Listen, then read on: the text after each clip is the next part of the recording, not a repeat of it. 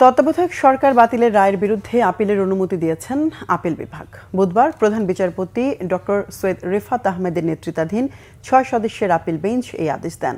পরবর্তী শুনানি হবে 21 অক্টোবর। এ সময় প্রধান বিচারপতি ডক্টর সৈয়দ রেফাত আহমেদ বলেন, তত্ত্বাবধায়ক সরকার ফিরিয়ে দিয়ে সাময়িক সমাধান দিতে চায় না আপিল বিভাগ।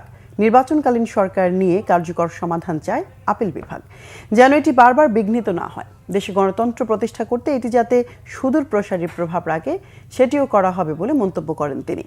আদালতে আবেদনের পক্ষে শুনানি করেন ব্যারিস্টার রুহুল কুদ্দুস কাজল ও অ্যাডভোকেট মোহাম্মদ শিশির মনির। রাষ্ট্রপক্ষে শুনানি করেন অ্যাটর্নি জেনারেল মোহাম্মদ আসাদুজ্জামান।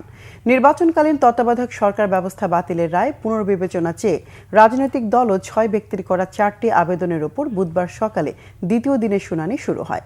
শুনানিকালে তত্ত্বাবধায়ক সরকার ব্যবস্থা ফিরিয়ে দিলে তা কখন থেকে কার্যকর হবে সে প্রশ্ন রাখেন প্রধান বিচারপতি।